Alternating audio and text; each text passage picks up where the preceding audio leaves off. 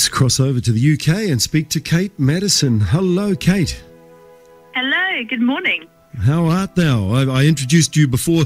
My introduction is probably not quite complete, so I will allow you the freedom to introduce yourself as you would like. But to me, you are a filmmaker.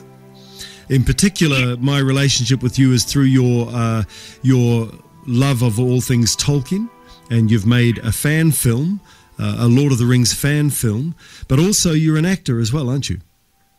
Yeah, that's the thing. I sort of, do a bit of everything, an actor / filmmaker.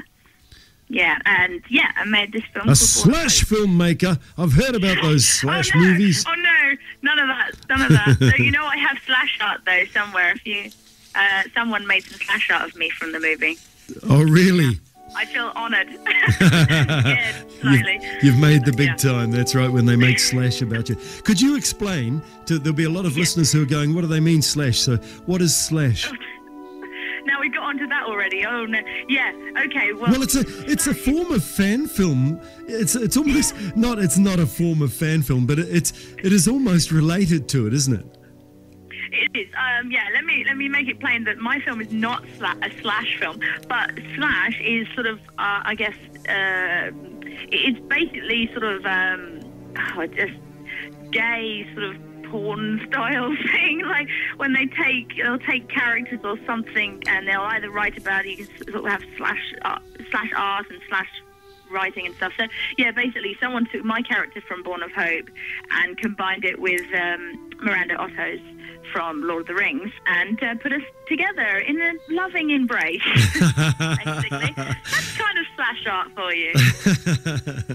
Now you've mentioned Born of Hope there, so tell us about Born of Hope. Born of Hope, of course, being your fan film based on the Lord of the Rings phenomena and the story. Take us through the process of something like that. Gosh, well, basically, I mean, for me, it was about a 6-year journey from sort of a spark of an idea when I sort of knew a bit about fan films at the time as sort of taking the basis of a film or a book or something and sort of doing your own sort of spin on it kind of thing. And wanted to get involved in filmmaking, spotted this competition for a fan film at a convention back in, this was end of 2003 sort of thing, and it just kind of sparked an idea, and I was like, well, I want to get involved in filmmaking. Lord of the Rings has sort of really sucked me in over the movies, because the movies were really what introduced me, and I just thought, what a great idea. I can sort of like do some filmmaking and do it about something that I'm interested in. And it just sort of sparked, and I mentioned it to some friends who thought I was nuts, of course, which I probably was.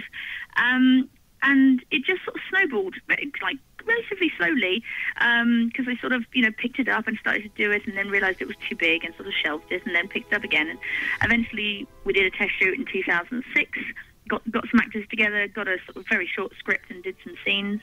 And then again, just kept going with it, slowly but surely, and shot the thing back in between sort of July 2008 to almost just before we released it at the end of 2009, literally December 1st, 2009 was when it was released on the internet.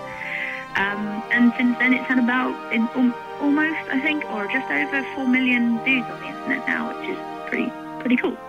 So with a film like that, the audience, who's your intended audience? And then if something works, like if you release Born of Hope into fan filmdom, because there are a lot of fan film communities, aren't there?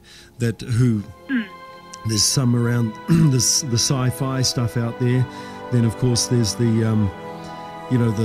movies along the lines of the mythology, etc., etc. There's a lot of different genres. If you create a product like you created with Born of Hope, and suddenly people are taking notice, do people outside of the fan filmdom world start talking to you? Yeah, I mean, basically, I learned about fan films, I think, from Star Wars, because there's that sort of, I don't know if it's exactly where it started, but it kind of started from the whole Star Wars thing, and a lot of Star Wars fan films out there. Very few, even now, there's only a few really sort of Lord of the Rings ones, especially serious Lord of the Rings ones, which is what Born of Hope is trying to be.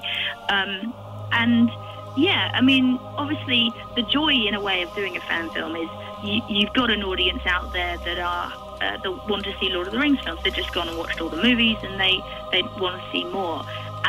And so you've kind of got that audience base that hopefully are going to enjoy it, or at least want to see what it is. But then, yeah, you can get it to anyone, really. I mean, ours is literally just out on YouTube or on its own website, and absolutely anybody can watch it, whether you're a Lord of the Rings fan or not, really. And I think for ours anyway, you don't really have to even be a Lord of the Rings fan necessarily. I mean, you have to like that sort of film, but it kind of does stand alone. It's just the nice thing about Born of Hope is we intended it for it's a prequel to the Lord of the Rings. So anyone who likes the Lord of the Rings and has read the books and watched the movies and wants to know more about like the character of Aragorn, where he came from, that's what Born of Hope does. It basically gives this backstory that we've mostly made up ourselves, because Tolkien didn't write very much, so we just sort of expanded on what he'd written and took it from there, really, and sort of expanded stuff. And it's great because the fans have been extremely complimentary for what we've done to it, sort of thing, and lots of it's almost sort of, I mean, it sounds a bit much, but like some people sort of really like this almost new canon that can associate with the movies and the books, and it sort of feels a part of it. Right. Now, with the funding, because as you say, it gets bigger and bigger with your project. As you kept advancing, it was getting bigger, and you'd give it up and go back to it. There has to be some form of funding, doesn't there? Yeah, I mean, you can get out there and do a movie with nothing if you wanted to, but it's very, very difficult when you're trying to do a sort of historical fantasy like Lord of the Rings is, and because I also really wanted the film to look as much like the Peter Jackson's movies as possible. So I was trying to keep that style, and that requires wigs and costumes and. He only had 200. He only had 200 million. Yeah, I didn't quite manage to raise that much, but yeah, I was very lucky in the fact, and again, the joy of having the audience out there hungry for more and really out there to support you as well, because they want to be a part of it in some way. And so I started off just taking out of my savings, really, until that was running dry. And when we got to sort of almost the halfway mark, we just sort of realised that we weren't going to be able to finish it properly if we didn't sort of get some help, really. And so we turned to the fans who were all watching the trailers and things like that, and said, guys, if you want this finished, why don't you just help us out? Give us, I don't know, 50p, a pound, a buck, whatever, and we can finish it no problem. And we're making it for you. It's going to be free for you on the internet. So, if you help us out at this stage, then we can do it. And that's kind of what happened. And then just sort of again just started trickling some money, trickling in via PayPal donations and stuff. And over 2/3 of the film was funded that way in the end. So it was fan fund. Really. Brilliant. That would have been a fairly new model at that stage to do it that way, wouldn't it? Sorry, say that again. That would have been a fairly new model of funding it that way at that stage. Now I think there are more projects have been funded along those lines. Yeah, a lot of people are trying to use fan funding, community funding now because it's so hard to get funding in general, and it seems like it's best go to your audience first. Get the money first, sort of thing. I mean, I didn't consciously start out going, right, we'll fan fund this film. It was just literally a case of, okay, I don't physically have the money to do this on my own, and so yeah, we just sort of put out a little kind of slightly comedy video to try and sort of just spark an interest and get people going, oh yeah, I can spare 10p or a pound or something like that, and yeah, and it's amazing how people sort of rallied to our aid, really. And what's next for you? Where are you going to go with your own career, but also are you going to be doing anything like this with The Hobbit? Yeah, I would love to. I would love to make more fan films, really, because again, the audience is there. People love it. People want to sort of like expand on these stories, and even Tolkien sort of seemed to mention that he liked the idea of people taking these stories and running with them, basically. For me, though, fan films sort of put back on the shelf. I've kind of done mine and ticked that box, and also because because it's a fan film and because it's an unlicensed film, there are obviously copyright issues and licensing issues. And so I was able to do Born of Hope, but I have an agreement with, you know, the people in the know kind of thing, the Tolkien Enterprises guys, that's kind of it. I should, you know, that's the fan film. You've done that now. Don't, you know, make any more. So, so I'm not really able to make any more fan films. But at the same time, I kind of want to move on as well anyway and make sort of more original stuff. But hopefully keeping the audience who enjoy Lord of the Rings and enjoy that thing. And I love fantasy. I love historical fantasy stuff. So I definitely want to pursue doing more things in that thing. We've got scripts that we're trying to write and work on and get out there and made that are sort of similar, and a web series I'm trying to develop right now as well that hopefully will sort of appeal to all those Born of Hope fans and Lord of the Rings fans out there. So. Yeah. Do you see, is there going to be a future? I suppose the fan film thing's only really come about since the presence of the internet, really, hasn't it? Did there used to be fan films? I think there might have been before things like YouTube, but not many. And obviously nowadays it's so much easier for people to make a little video, even on a phone, you know, and stick it on the internet.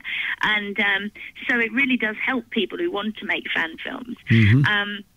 And nowadays the equipment that you can buy and give it such a film-like look. I mean, even since we made Born of Hope, you know, if we were shooting that now, it would probably look even more filmic because we'd be using cameras that could really, give you that look. Yeah. And they're relatively affordable nowadays. So, there is this sort of wonderful new era, I suppose. If you want to make a movie, there's not really much stopping you from doing it, sort of thing. And I suppose your confidence, once you've done something like you've done with Born of Hope, your confidence in your ability, you know you can make movies, essentially. True. Yeah, it's a weird one, though, because part of me is like, yes, well, we did that, and some, you know, people are watching it and stuff, so we can just get out there and do it. But at the same time, like, making a fan film, for us anyway, for me, was very different, or is very different from trying to make the next step and get the new films up and running, because you go back into sort of the business, literally the business of show business and stuff, and trying to get proper funding and stuff and get original scripts out there and seen is still quite difficult. But and also the naivety is gone. I sort of always say that, like, I did Born of Hope because I just kept going and didn't care, and just, you know, and now it's like, oh, I know how long it takes, and I know how hard it's going to be. So it's sort of trying to forget all that. Plus you've called in all the favours you can call in on that known circle of friends too. And contacts. Well, that is the thing. I mean, it is that case of, you know, we want to get out there and make more stuff, but really don't want to be asking people to work for free anymore, because it's, you know, fine to do it, but people have done that and they've worked very hard, and people work for free far too much, especially in the UK, in the film industry. Kate, my career, I would say 70% of the acting I've done in my career has been for free. Right, yeah, so it's the same student with New Zealand, films, short films, you know, yep. Exactly. So it's hard, and much as I'm sure a lot of the guys would jump on it to make another film, especially sort of one, the joy of something like Born of Hope is it's something different. You know, it's not your little short film set in a flat with two people arguing. You know, it's out there, and cloaks and wigs and swords, and it's fun, and everyone loves that sort of stuff. So I'm sure people would do it, but it would be great to try and find some money to actually be able to pay people even peanuts. You know, something to sort of help pay the bills, because we've all got to do it. Now, what was I just going to say? It's gone. Sorry. It's gone. I've had one of those moments. Just I'm sure disappeared. It's amazing now. No, it was in relation to something you just said, but I'm going to have to let that one go. Kate? Working for free? No, it's that classic saying. You were going to offer me an amazing job that was going to pay me millions. That's right. And I was going to come to New Zealand. No? Did you want the lead role? Oh no, yes. I know what it was. Have you seen the TV series Outnumbered? Outnumbered, yes. Not every single episode, but yes. UK TV series. Yes. I'm loving it. I'm watching it off like it's not playing on air here. I'm watching it offline, but it's fantastic. I'm loving Yeah, it. it's good fun. Yeah, it's really cleverly put together because there's a lot of improv, but Yeah. the guys, obviously working with the kids, and And those kids are improving. That's just stunning. Yeah, it's brilliant. It looks so natural because they obviously have a way of sort of like kind of pushing them in the right direction, but getting what they need is extracting the gold. Kate Madison, we're going to have to get going. Can you please say good day to Kurt from Kurt Glazer when you speak to him from us, or when you contact him? How can they get a hold of you? How can people get a hold of you or Kurt and have a look at your work? Kurt, I'm not sure about actually, but I'm sure he's got a website somewhere, or he's search on, for him on Facebook. I think he's on Fan Film LOTR, Fan Film Lord of the Rings on Facebook. Yeah. So you can find Kurt that way. For myself, many different ways. You Google me and you find me. But obviously there's bornofhope.com where you can find all about the film and actually watch the film and stuff. I also have other websites that you can link to, literally just katemadison.net as well. And you can contact me through any of those websites, really, or just, find me on Facebook. Thank you, Kate. You're welcome. Adios. Okay, talk to you soon. See you, mate. All right.